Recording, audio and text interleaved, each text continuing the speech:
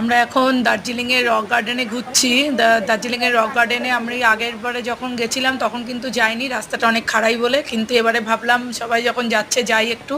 কিন্তু এবারে গিয়ে দেখলাম রাস্তাটা কিন্তু আগের মতো আর নেই, অনেকটাই ভালো হয়েছে। খাড়া আছে, ঢাল আছে, কিন্তু রাস্তার কন্ডিশন অনেক ভালো। আর আগের বারে আমরা যখন গেছিলাম রাস্তার দুপাশে কিন্তু বাড়িঘর ছিল না, প্রথম থেকে দু একটা ছিল বাড়িঘর, তারপরে পুরো রাস্তায় ফাঁকা ছিল। কিন্তু এবারে কিন্তু দেখলাম হাফ অফ দ্য রাস্তা কিন্তু, হাফ অফ দ্য রোড কিন্তু চারিপাশে প্রচুর বাড়িঘর, ওই জন্য অত বেশি ভয় লাগেনি। বেশ সুন্দরভাবেই এসছি, আর গাড়ির ড্রাইভারও আমাদের খুব ভালো ছিল।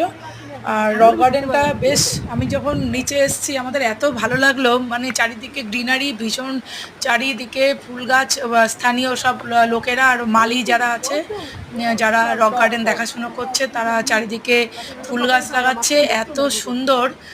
আর খুব সুন্দর করে মেনটেন করেছে জায়গাটা, এত ভালো লাগছে চারিদিকে বিভিন্ন রং বেরঙের ফুল। আর ঝর্ণাটা তো বেশ, আমরা গেছি এই মে মাসে 19 তারিখ, আর আমরা এখানে ঘুরছি এখন, আজকে হচ্ছে 21 তারিখ। আর যা বেশ ওখানে বৃষ্টি শুরু হয়ে গেছে, ওই জন্য রক গার্ডেনের যে ফলসটা রয়েছে ওটা কিন্তু অনেকটাই জল আছে, জলের ধারা বেশ প্রবল, সেই জন্য কিন্তু দেখতে ভীষণ ভালো লাগছে। আমি, আমার বোন আর আমার ছেলে, আমার বোনের হাজব্যান্ড, আমরা চারজন উঠেছি। আমার আমার আমার হাজব্যান্ড নিচেই আছে, কেননা ও ওপরে উঠতে পারবে না বলে ওঠেনি, ওর পায়ের সমস্যার জন্য। কারণ ও বললো যে পায়ে উঠলে ব্যথা ট্যাথা হবে, ওর একটু পায়ে ব্যথা হয়েছে পাহাড়ে উঠে উঠে, সেই জন্য ও আর ওঠেনি। আমরাই সমস্ত ওপরে উঠছি, অনেকটাই কিন্তু ওপরে ওঠা। ওপরে কিন্তু যাদের পায়ে প্রবলেম আছে তাদের কিন্তু না ওঠাই ভালো, অনেকটা খাড়াই রাস্তা, আর অনেকটা দূর ওঠা যায়। আমরা কিন্তু যতটা দূর ওঠা যায় ততটাই উঠেছি, আস্তে আস্তে উঠেছি, বসে বসে রেস্ট নিয়ে নিয়ে উঠেছি। খুব কিন্তু ভালো লাগছিল, এবং প্রত্যেকটা স্টেপ, এখানে স্টেপ বাই স্টেপ গার্ডেনটা করা আছে।